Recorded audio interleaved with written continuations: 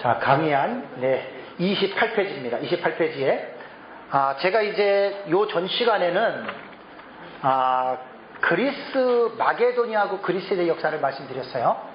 최소한 이 정도는 아셔야 돼요. 그죠? 이 정도는 알아야 어떻게 마게도냐 알렉산더 아버지가 누구고, 어떻게 그리스를 정복했고, 어떻게 그리스를 정복해서 페르시아군을 하고 저 전 제국을 장악했는지, 그죠? 최대한대로 제가 짧은 시간에 여러분들에게 설명을 드렸어요. 그 다음에 이제 전 시간에 디아도코이 전쟁 말씀드렸죠. 그죠? 왜 제가 어떤 사람들은 이제 성경의 역사성을 골치 아프니까 지식이 없으니까 이런 설교를 왜 하느냐 그러는데, 난 그런 사람 보면 내가 뭐라고 해주고 싶어. 아니, 칭찬이니까요. 내 동기 자체도 이런 얘기를 하면 뭐하러 그렇게 골치 아프게 성도들이 설교를 하는데, 정말 아휴 참. 역사를 모르면 설교가 안 돼. 몇백 명 목회를 해요. 그 친구는 예배당도 져놓고. 근데 나는 그런 게 중요한 게 아니거든. 목사의 사명이 성경 가르쳐주는 사명인데, 그거 뭐, 여러분 진짜 제 강의 듣다 보면 열불 날 때 한두 번에 내가 강의 때 전부 다 내가 쏟아내요. 제가 왜? 화가 나니까 그래. 화가 나니까. 성경은요, 창세기부터 계시까지 다 배워야 돼요. 다 배워야 된다고요. 근데 묵시문학으로 기록된 종말론은 어려워요. 정말 성경을 모르면 목사님들이 요한계시록 공부 못해요. 무천년이고 전천년이고. 목사님들 그냥 그 큰 병이 뭐냐면 빨리빨리 샤프하게 요약해주면 그거 갖다가 교회 가가지고 이제 써먹으려고. 아이, 그거부터 버리셔야 돼. 그거 안 고치시면 목사님들이 성경에 깊이 절대 못 들어가요. 그러니까 목사님들은 빨리빨리 좋아하고 요약해주는 거 좋아하잖아요. 그런 사람은 깊이가 없어요. 깊이가. 안타까워 소리, 안타까워. 네. 이제 보세요. 기가 막힐, 아시는 분들은 알지만 모르시는 분들은 이제 기가 막혀요. 왜 제가 배경 역사 설명을 했는지. 성경이 있기 때문에 제가 한 거예요. 성경에. 근데 이런 배경을 알아야 이 성경을 보면 확 온단 말이지. 이 성경을 보면. 저 선풍기 좀 꺼주세요. 네. 이 배경을 알아야 확 오는데, 배경을 모르면 확 안 와 그냥. 자, 네 곳으로 갈라진 거기 보겠습니다. 자, 다니엘서 11장 4절 한번 이제 보세요. 끝이에요. 저거를. 끝이라고. 자, 다니엘서 11장 4절 한번 읽어보세요. 시작.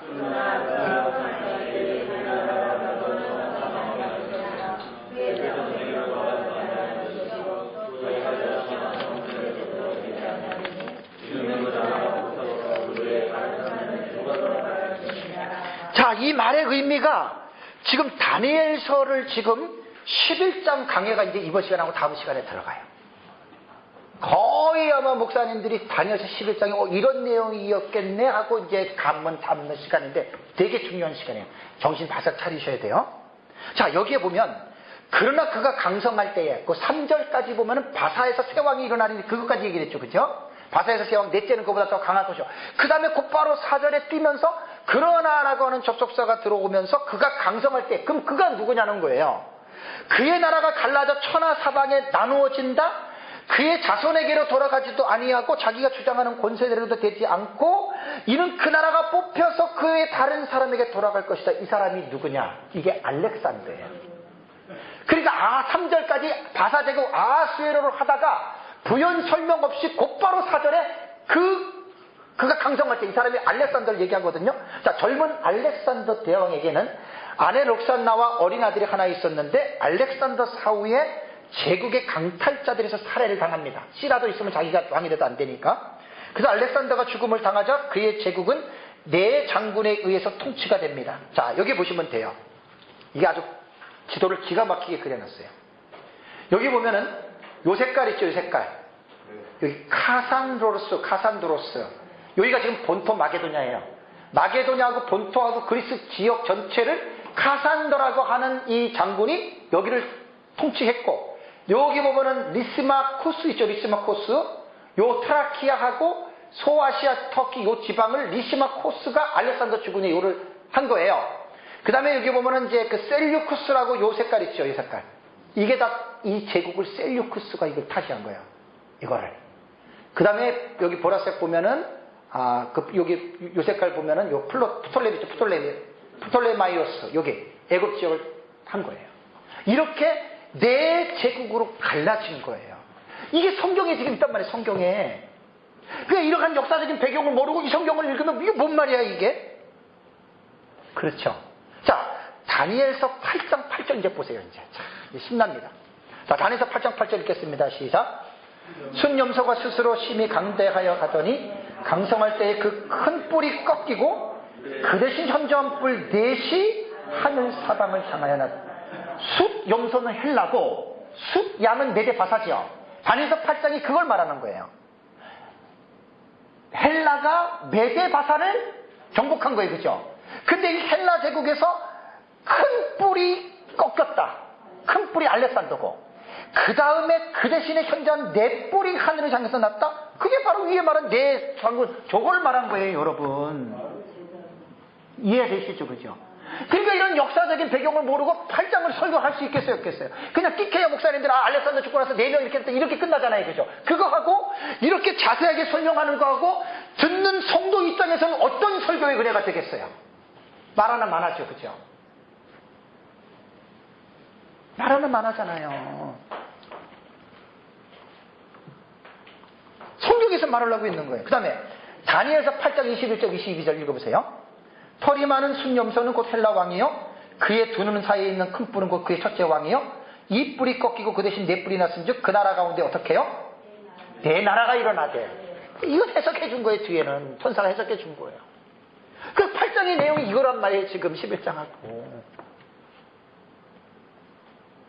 그래서 역사적인 배경을 깊이는 몰라도 어느 정도의 윤곽을 알아야, 그리고 여러분 다니엘서를 깨달아야 종말론 들어갑니다. 다니엘서 깨닫지만 종말론 못 들어가요. 종말론은요 제일 어려운 과목이기 때문에 목사님들이 성경 모르면 종말론 못 배워요. 빨리빨리 하면서 절대 못 배워요. 확실히. 성경은 정말 제가 깨달은 게 뭐냐면 연구함을 할수록 나는 너무 몰라. 희한하더라고요.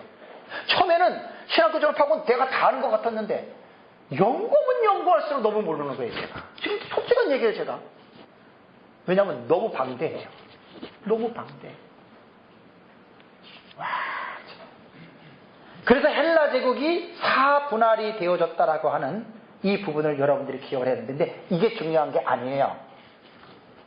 제가 일반 역사를 지금 공부한다는 거 말 안 했어요? 이 세상 역사 속에서 뭘 보는 거예요, 우리는? 하나님의 역사. 아브라함의 자손들이 이 숫염소 제국 속에서 어떻게 아브라함의 자손들이 견뎌내느냐. 그죠? 그걸 보는 거예요. 이러한 역사적인 안목이 형성이 돼야 지금 이 시대의 이 세상 왕국 속에서 하나님의 자녀들이 구원받은 자들이 어떻게 이 세상을 살아가야 하는지에 대한 해답이 나와요. 그래서 이에치카가 말한 대로 역사는 과거와의 다이얼로그 대화예요. 역사를 모르는 사람들은 안목이 없어요. 좀 죄송한 얘기지만 꽝이야, 꽝. 비전이 없어. 역사의 지식이 많은 사람들은 과거와의 대화를 통해서 미래가 보여지고, 이거 정말 대단한 겁니다, 여러분. 아이들한테 전공이 무슨 전공이든 간에 역사는 부전공을 꼭 시키세요. 왕 목사님, 역사는 부전공이 부전공. 전공하면 좋은데 꼭 역사는 아이들한테 어릴 때부터 시켜야 돼. 어릴 때부터. 한국사, 무슨사, 고대사, 계속 역사에 관심을 갖고, 그러면 역사를 아는 애들은 마인드가 달라요, 여러분. 마인드가. 자기도 모르게 역사에 대해서 티칭을 얻어요. 교훈을 얻어요, 교훈을. 이건 연구하는 사람은 몰라요. 그렇게 하셔야 돼요. 근데 여기서 지금 중요한 거는 뭐냐면 보세요.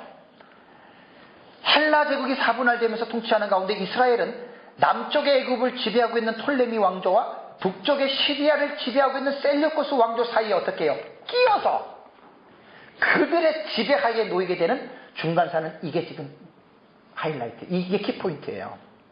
자, 이제 이때부터 이스라엘은 톨레미 왕조와 연이어서 셀류코스 왕조에게 약 250년간의 지배를 받게 됩니다.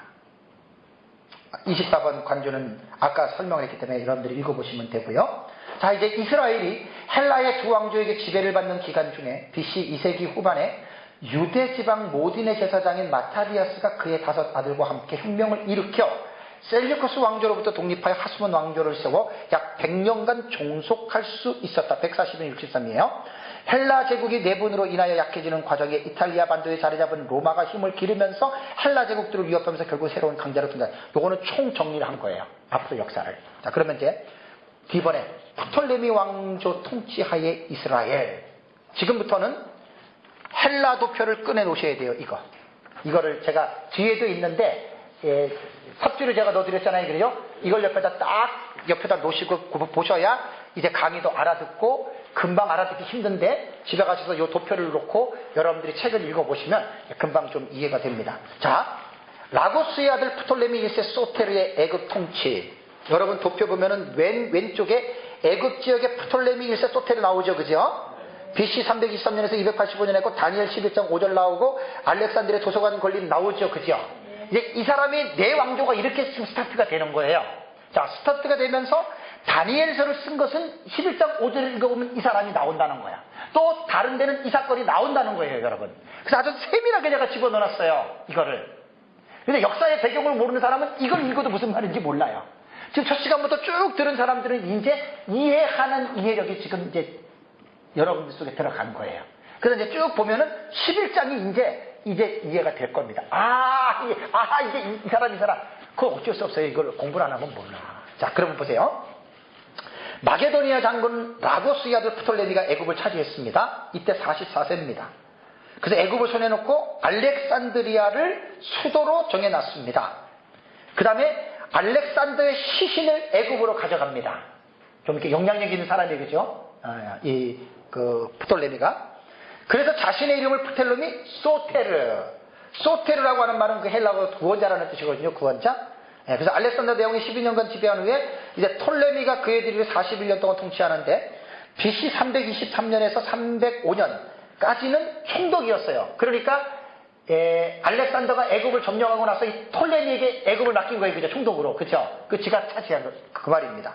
그 다음에 305년에서 283년까지는 공식적인 왕으로 이제 이렇게 통치했다. 그 말입니다. 자, 프톨레미 왕조의 시조는 고대의 위대한 통치자들 중에 하나로 평가가 되고요. 프톨레미 1세는 알렉산드리아 박물관 도서관을 증축했다. 문화적인 상당히 그쪽에 관심 있는 사람입니다. 이 당시에요. 알렉산드리아 그쪽에 도서관에 책이 몇 권 있었는지 아세요? 이야, 이때가 주전 320년 그때란 말이에요. 이때가 320년경이란 말이에요. 20만 권의 책을 그 당시에, 지금처럼 인쇄술이 발달할 때가 아니에요. 놀랍지 않아요? 그 다음에 프톨레미 1세의 예루살렘 정복을 보겠습니다. 이때 320년입니다. 이때부터 시작하시면 돼요. 애굽을 자기의 소유해놓은 프톨레미 1세는 예루살렘을 손 하나 까딱하지 않고 점령했습니다. 어떻게 점령했느냐? 요세푸스의 고대사에 나와요. 자, 라고스의 아들 톨레미는 교활한 속임수를 사용하여 예루살렘을 정복했는데 어떻게 정복을 했냐면 안식일에 제사를 드리러 가는 것처럼 위장했습니다. 그러니까 유대인들은 그가 어떤 적대적인 사람을 생각하지 않고 제사 들어온다는데 맞겠어요? 어서 옵시오 했지요. 느긋하게 들어갔을 때 안식일로 톨레미는 들어가서 예루살렘을 딱 지배했습니다. 그 다음에 당분간 잔인하게 통치했고요. 그 다음에 톨레미는 유대의 구릉 지역이 세펠라예요. 세펠라라고 저기 평야 지방 쪽에 그러니까 그 예루살렘에서 아마 그 서쪽으로 나가다 보면 그 구릉지라고 해요. 세펠라라고 저기 동산같이 이렇게 되어 있는 그 지역을 말하거든요. 근데 거기에서 예루살렘의 변방 지역 사마리아와 그리심 지역으로부터 포로들을 잡아갑니다. 항상 전쟁에서 승리는 그 물질을 강탈하고 사람을 죽이고 포로로 잡아가는 게 그게 전쟁의 승리 표시예요. 그래가지고 잡아서 애굽으로 끌고 갔는데 톨레미는 애굽 사람, 예루살렘 민족들은 서약과 맹세에 충실하게 지킨다는 것을 알고 있었기 때문에 이제 경비대로 이런 사람들을 임명. 이게 민족성이에요, 민족성. 그렇게 하고 그 당시에 이제 적지 않은 수의 다른 유대인들이 자발적으로 애굽으로 가긴 했지만 많은 사람들이 이때 포로로 잡혀간 거예요, 애굽으로. 자, 이 프톨레미 왕조 시대에 많은 유대인들은 애굽에 거주했고 이때 유대인들은 한 가지 특징이 뭐냐면 그리스어를 본격적으로 사용합니다. 그러니까 알렉산더가 아시아를 지배하면서 헬라의 문화를 이식시켰다 그랬죠. 헬레니즘이라고 하는 말은 그리스의 문화를 아시아에다가 접목시켜서 이루어진 문화를 헬레니즘이라 그래요.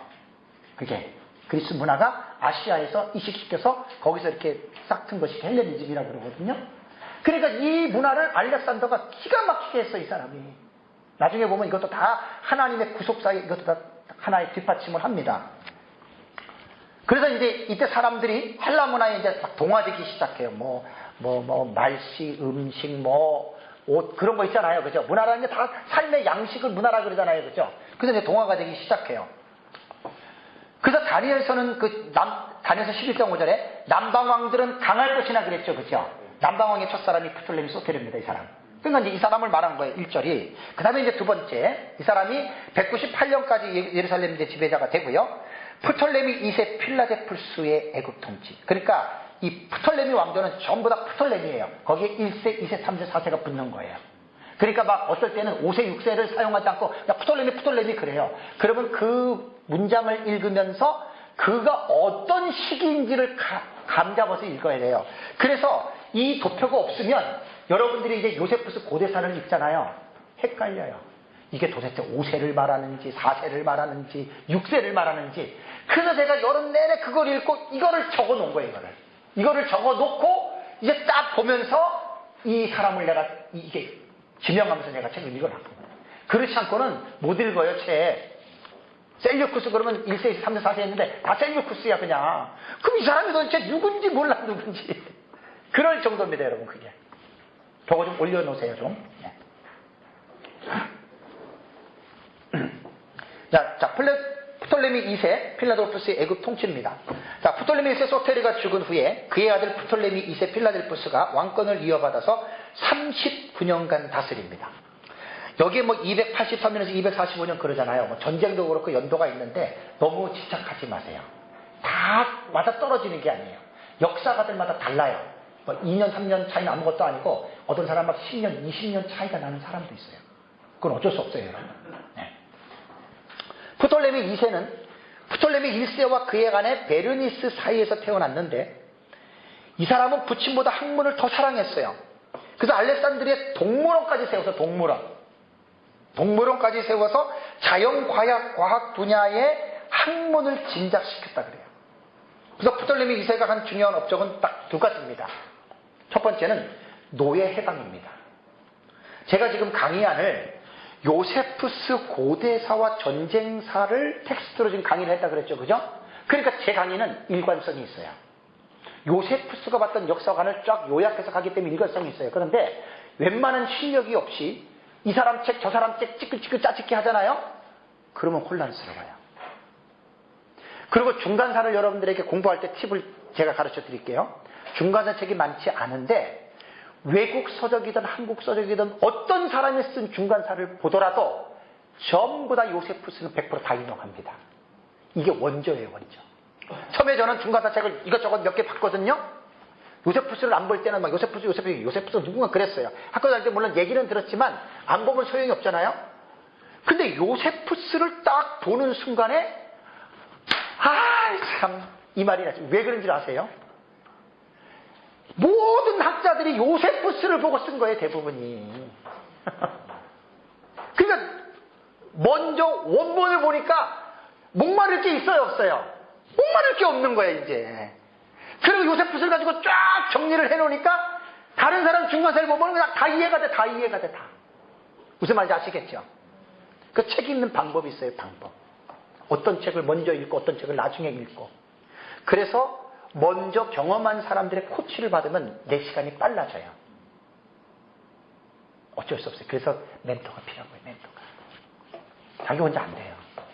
코치를 잘 받으면 되게 빠르고 되게 이게 갈 수가 있는데 그냥 혼자 살라 그러면 저 같은 경우는 진짜 모르겠어요. 하나님의 은혜로 혼자서 했어요. 혼자. 책만 봤어요.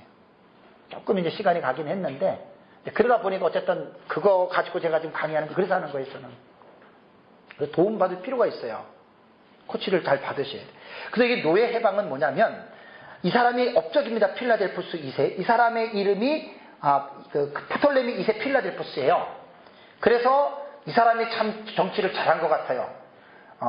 이제 그 부친과 그의 군대에서 포로로 잡혀온 사람들에게 포로 해방령을 법령으로 선포했습니다. 그러면서 이제 우리 선조들의 군대가 수리아와 베니게를 점령하고 있는 유대 지방을 굴복시킨 후에 포로로 잡아 우리 왕국으로 끌고 와 팔았던 모든 노예들과 그 이전에 이미 나의 왕국에 있던 노예들, 그죠? 애굽 시대 말하는 거예요, 그때는. 그리고 최근에 나는 잡혀온 모든 노예들의 소유주들에게 이들을 해방시키노라. 그러면서 노예주들은 노예 1인당 120드라크마를 받게 될 것이다. 노예를 소유하고 있는 병사들과 군녀와 함께 쭉 이것을 했습니다. 그러니까 이게 지금 대단한 일이잖아요, 그죠? 자국 내에 얼마나 많은 노예가 있었겠어요. 거기 유대인들 다 지금 해방시켜 준 거예요, 노예 해방. 정치인들은 참 중요합니다. 정치를 어떻게 하느냐에 따라서 자기의 그 생명이 길이가 달려 있어요, 그죠? 예? 그렇게 해가지고 쭉 보면서 아주 법적으로 해서 이 노예를 해방하지 않는 사람들은 그 사람의 모든 재산들을 국고에 귀속시키겠노라. 그 노예를 갖고 있는 사람들은 얼마나 겁나겠어요, 그죠? 재산 다 뺏기니까 벌벌 떨잖아요, 그죠? 그러니까 좀 지도자는 파워풀해야 돼요, 좀 파워풀해야 돼. 우리나라 같은 얘기죠, 뭐. 반독재적인 그러한 정책을 쓰는 것이 우리나라 사람들에게는 맞다라고 하는 말이 틀리지는 않아요. 여러분 지금 보수와 우파와 좌파의 지금 우리나라는 지금요 너무나 혼란스러움에 빠져 있다고 아셔야 돼요. 제가 이제 내년이면 저도 60이 들어가는데 이미 50대, 60대 이상들하고 7, 80대하고 지금 30대, 40대, 10대, 20대는 완전히 차이가 엄청나요, 지금. 완전 극과 극이야. 나라를 위해서 많이 기도하세요. 진짜 기도하셔야 돼요. 나는 긍정적으로도 안 보고 부정적으로도 안 봐요. 어느 한쪽으로 보면 안 돼요. 기도 많이 하셔야 됩니다. 이건 성경의 역사만 알아도 또 우리나라의 역사만 알아도 역사의식이 있는 사람들은 딱 보는 게 달라요. 근데 역사의식이 없는 사람들은 다 지 생각대로 지가 안 든. 그래서 이제 이 노예 해방을 하고요. 두 번째, 율법서 번역. 이게 기가 막힌 거예요. 왜? 문학에 관심이 있다 보니까 어느 나라든지 간에 유명한 책은 전부 다 갖다 놔야 되잖아요. 욕심이. 그렇죠? 예? 그런데 들어보니까 예루살렘에 율법이 있더라. 구약성경. 그게 히브리어로 되어 있으니까 못 보잖아요. 그래서 이 필라델푸스가 70인역을 번역하게 한 거예요. 70인역.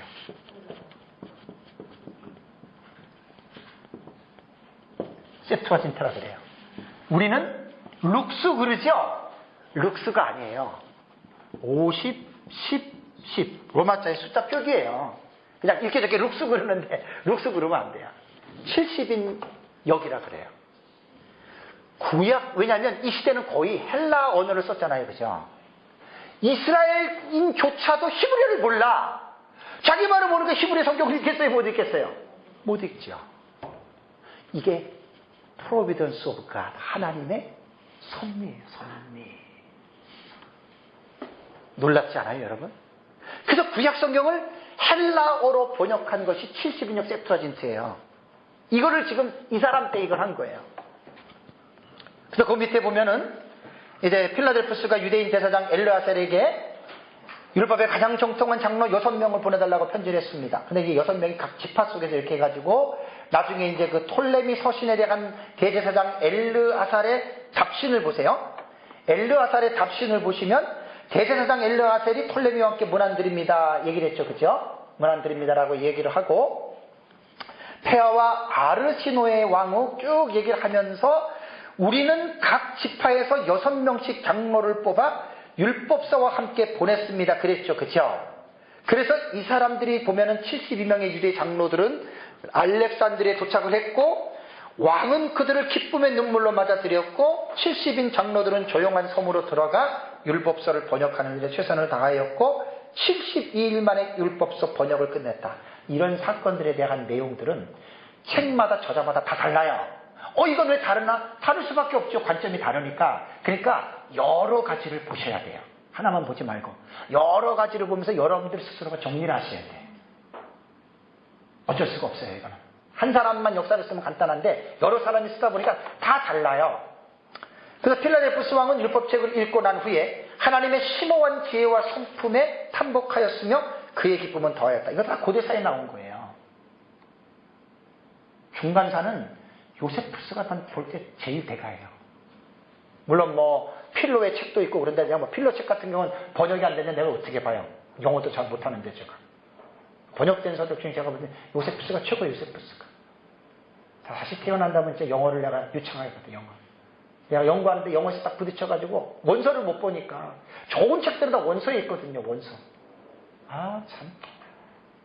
그래도 뭐 내 주제에 만족해야지. 여기서 원서 잘해가지고 부모 제가 또 얼마나 힘이 들긴 들어요. 이제 점점. 읽는 것도 힘들고 연구하는 것도 힘들고 전에랑 또 다르다. 이번에 이거 지금 그 8년 9년 전에 제가 거의 7, 80%를 해놨기 때문에 이번에 하는 거. 이것도 한 달 넘게 얼마나 제가 읽어본지 몰라요. 솔직하게. 공치도 하려는 게 아니에요.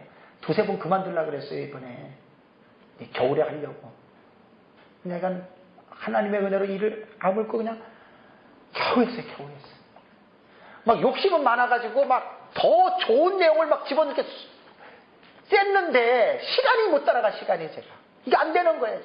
늙게 내 눈에 쫙 보이는데 아까 말한 주로 같은 것도 전부 다 집어넣으면 최소한 150페이지, 200페이지 이 강의안을 만들어야 되거든요. 그럼 여러분들에게 좋은 거예요. 많으면.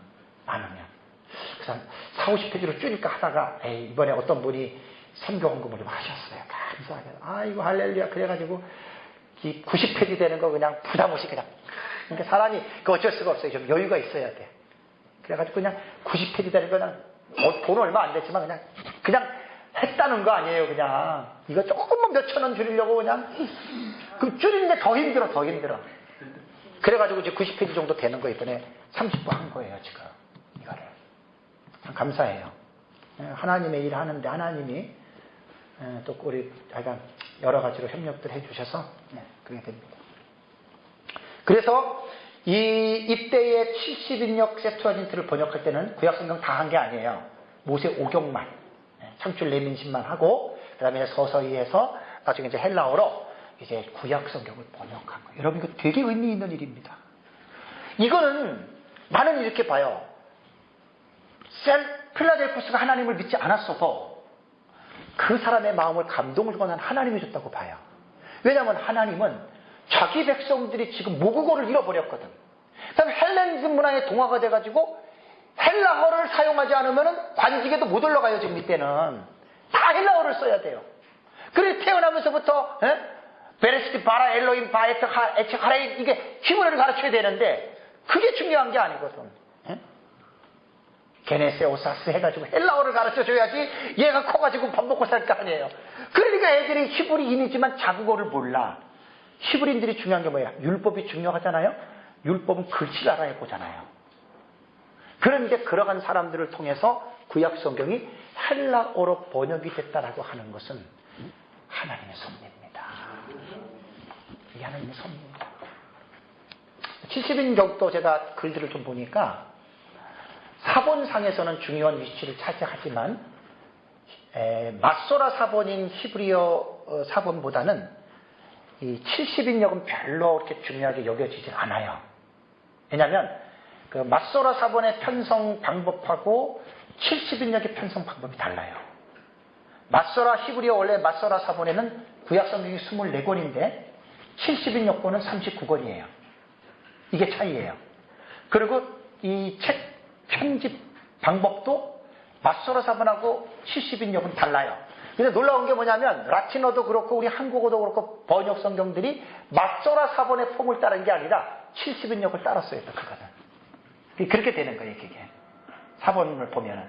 어쨌든 사본학에서 연구하시는 학자들의 글을 보면 70인역은 인용을 하기는 하지만 별로 사본에는 마소라 사본과 비교할 때 좀 다른 부분이 많다 그래요.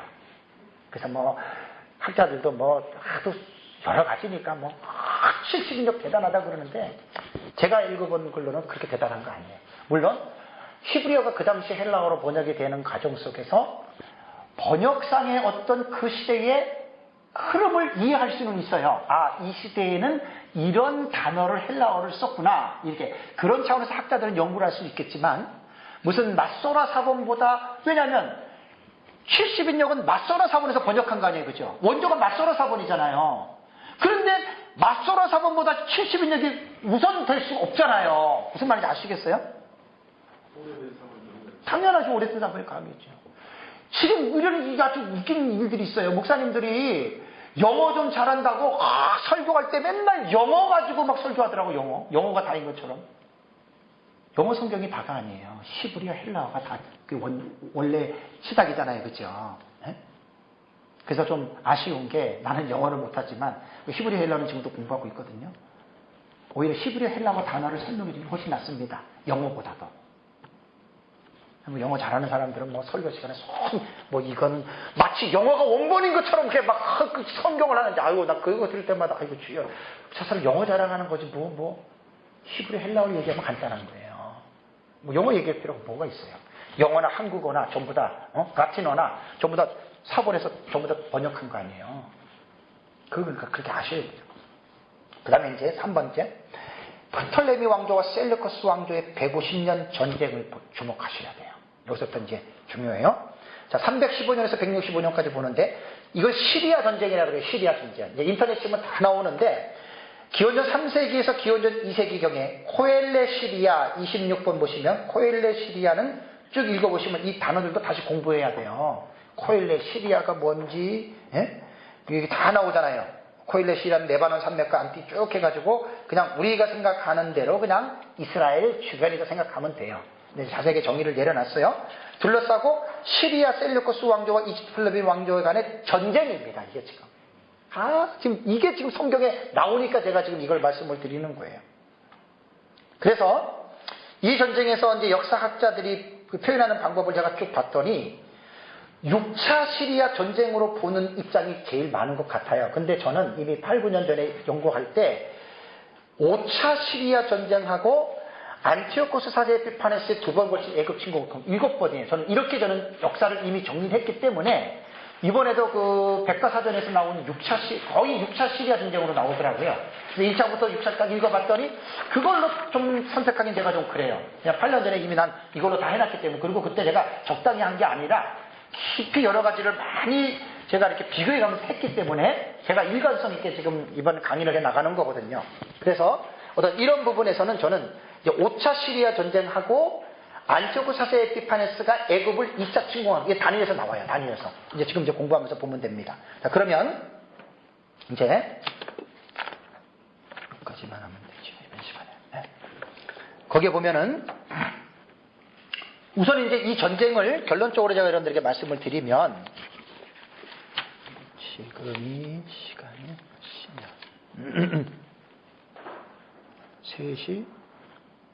3시 반까지 해야 되죠. 3시 반까지. 20분 남았네. 아이고, 주여. 그 남방왕과 북방왕이 이제 사돈을 맺어요. 자, 여기서부터 이제 좀 잘 보셔야 됩니다. 10절, 20절, 조금 더 가도 되겠네. 사실은 이제 로마에 의해서 헬라가 망하는 이유가 자중질환 때문에 그래요. 자중질환. 자기 안에서 싸우면 망해요.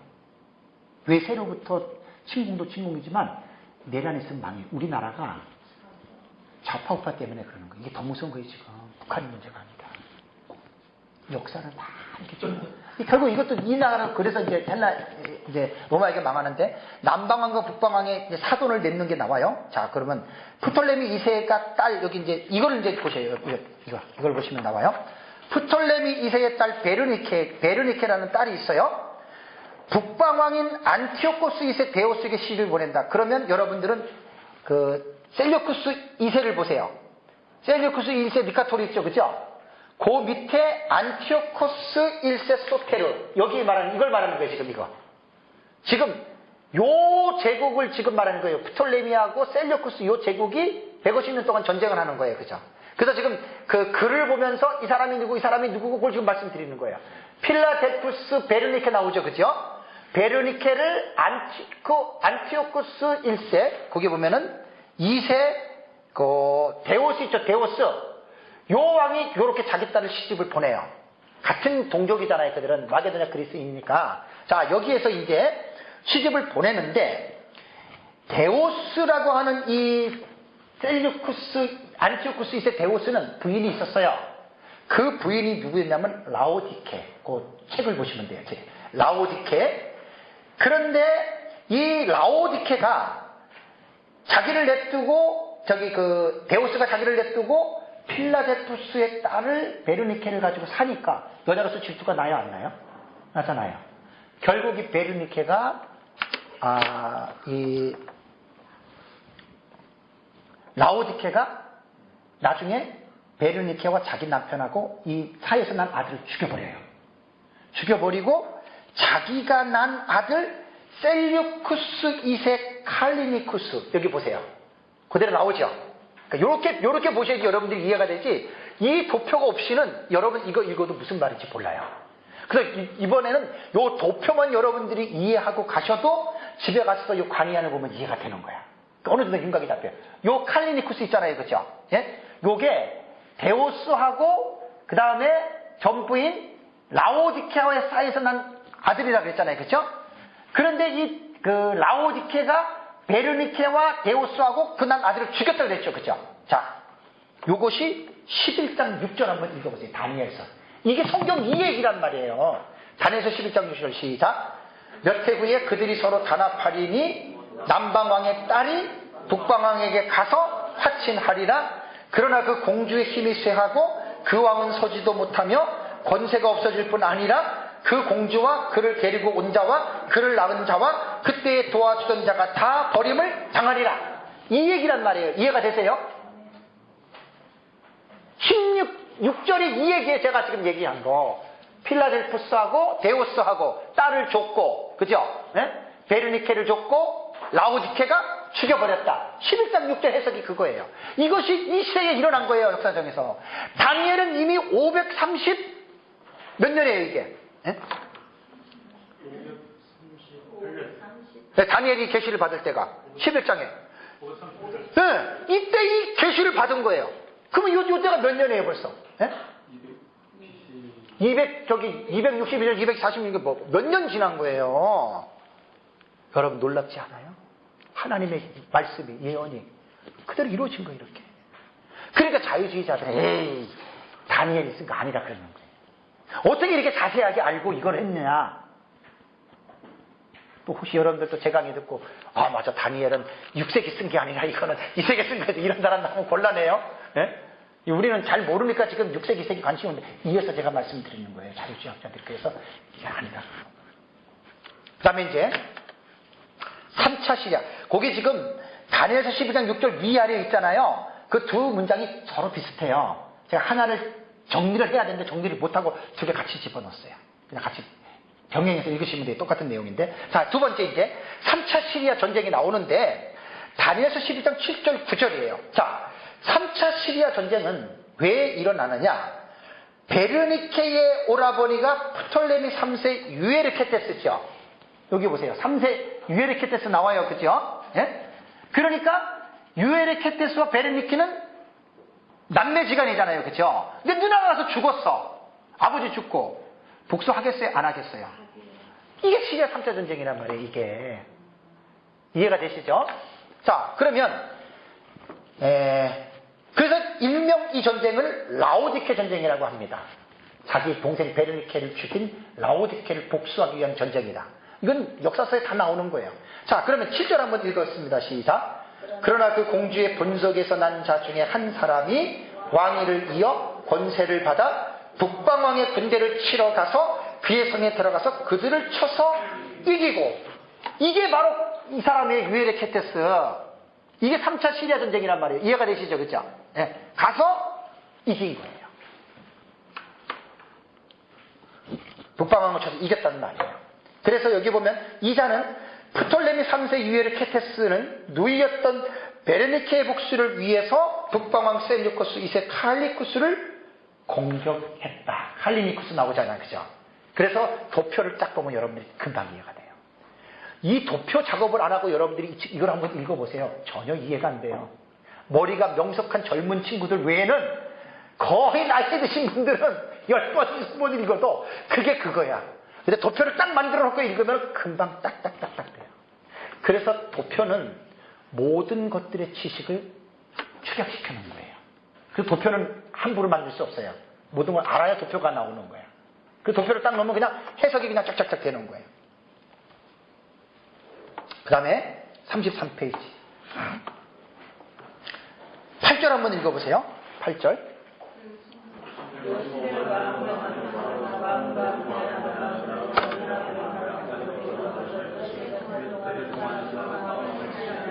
삼차 시리아 전쟁 때 유에르케테스가 칼리니쿠스를 치러 올라가 승리했잖아요. 그죠? 그럼 전리품 갖고 와야 될 거 아니에요. 그죠?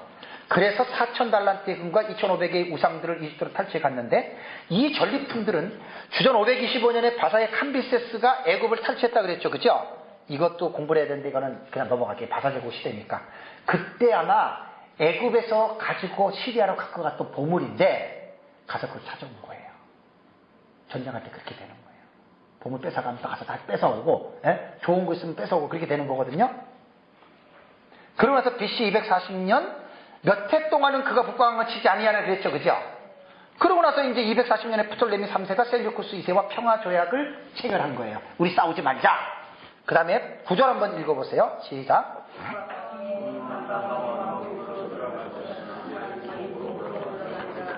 그러니까 북방왕은 셀류쿠스 2세 칼리니쿠스거든요. 평화했지만 여기가 이제 복수로 자기가 피해를 당하면 가만히 있습니까? 가서 뺏긴 거 뺏어와야 될 거 아니에요. 그죠? 다시 치러 간 거예요. 북방왕이 남방왕을 치러 갔다 그 말이거든요. 그래서 쳐들어갈 것이나 자기 본국으로 어떻게 해요? 물러가리라라고 하는 말은 승리했다는 거예요? 졌다는 거예요? 졌다는 거잖아요. 의미가. 그 밑에 보세요. 내가 지금 주석은 최대한 대로 간소화했어요. 이걸 지금 주석을 다 넣으면은 이번 세미나는 이것만 해야 돼요. 그래서 최소한으로 간소화했기 때문에 여러분들이 모르시는 분들은 여기에서 딱 윤곽이 잡히면 여기와 관계된 글들을 읽어보면 금방 이해가 돼요. 여기다 살들을 많이 붙이시면 돼요. 여기서. 그러면 여러분들이 다니엘서 11장 금방 이해가 돼버려요. 인터넷에 들어가 봤더니 좋은 글들 되게 많아요. 목사님들 중에 중간사를 연구한 분들은 카페 같은 데 딱 들어가잖아요. 이 11장을 해석해놨는데 기가 막히게 해놨더라고요. 저는 딱 보면 알지요. 이 사람의 실력이 어느 정도인지. 그래서 아주 간략한 것만 제가 집어넣기 때문에 여러분들은 그냥 맛만 딱 보시면 돼요. 이게 이거구나만 알면 다니엘서 11장은 여러분들이 다 끝내는 거예요. 자, 그리고 나서 이제 여기서 대패하고 소수에 남은 군대를 이끌고 본국으로 퇴각을 합니다. 본국으로. 자, 그 다음에 4차 시리아 전쟁이 나오죠. 이것이 다니엘서 11장 10절에서 12절 내용이에요. 자, 10절 읽겠습니다. 시작.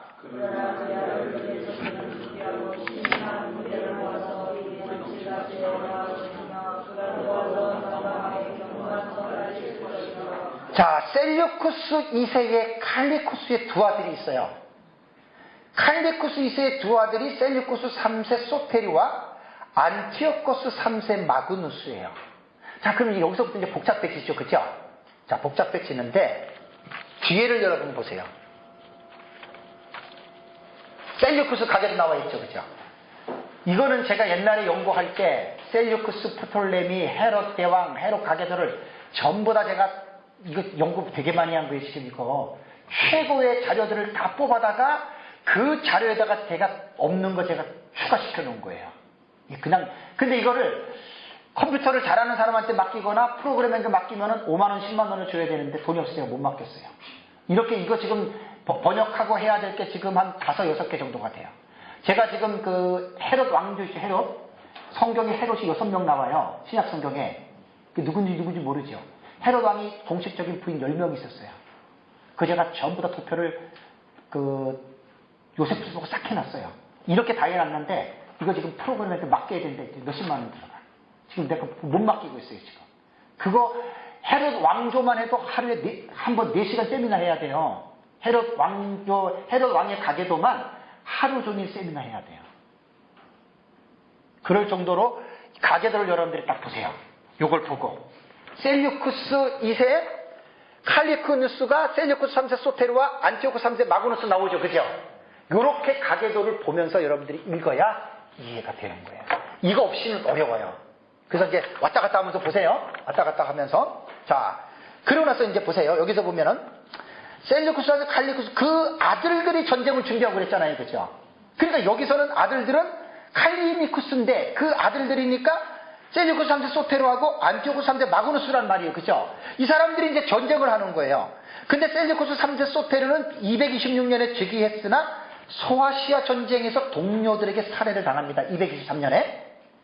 주전 223년에 셀류쿠스 3세 소테르 동생 안티오쿠스 3세 마그누스가 20대에 셀류쿠스 왕조의 5대 왕이 됩니다. 5대 왕이.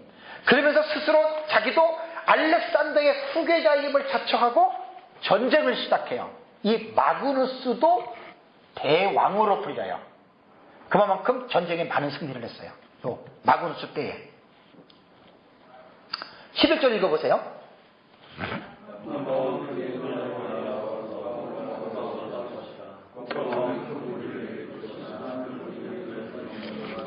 계속 남방왕 북방왕 나오잖아요. 그죠?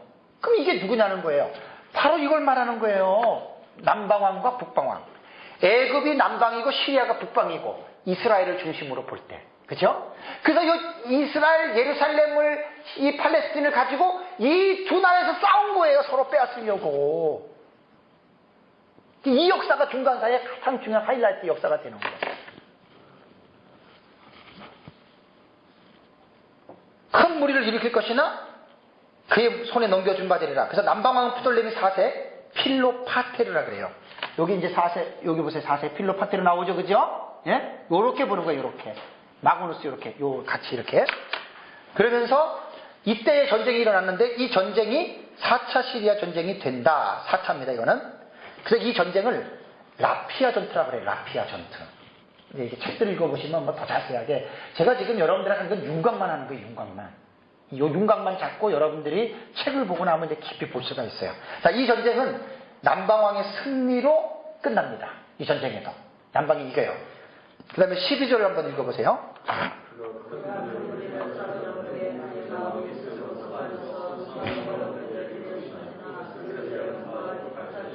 자, 프톨레미 4세 필로파테르의 승리가 그걸 말하는 건데 교만해서 이 사람이 대제사장 외에는 들어갈 수 없는 예루살렘 성전의 지성소에 들어가서 하나님의 징계를 받아 원인 모를 죽음을 당하게 됐다라고 203년에 나왔다. 이런 책도 있고 또 그런 말이 없는 것도 있어요.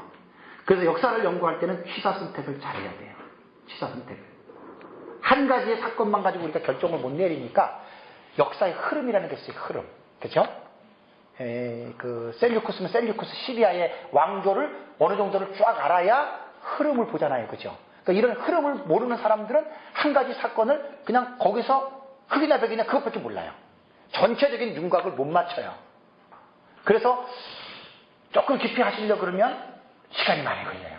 그만큼 많은 책을 읽어야 되고 그 다음에 주변에 일어나는 사건들 이런 것들. 그래서 공부는 젊을 때 해야 돼요. 명석할 때. 기억이 나가지고 좀 힘들어요. 그래서 어떻게 해요? 힘들어도 해야죠. 그죠? 네. 그래서 이제 프톨레미 왕조가 있어. 이때까지가 사실은 이제 프톨레미가 팔레스틴을 지배할 때예요. 이때까지가. 근데 각 나라마다 그 지배를 할 때 지배자들의 룰러들에 의해서 통치 방식이 달라요. 그죠? 아수르 같은 경우는 피제국에 들어가가지고 인구 분산 정책을 시행해요. 갖다가 심고 인구를 바꿔놔요. 그죠? 근데 바사 같은 정도는 그렇게 안 해요. 자국민들에게 어느 정도 자유를 허락해주고. 이게 다 특징이에요. 헬라 어떻고 로마 어떻고 전부 다 그런 특징들이 있어요. 그러니까 이때 프톨레미 제국 치하 안에서 유대인들의 생활은 어느 정도 자유스럽게 생활했다고 하는 결론이 나옵니다. 네. 그래서 이 정도만 여러분들이 보시고 이제 잠깐 10분 동안 쉬었다가 마지막 시간 갖는 걸로 하겠습니다.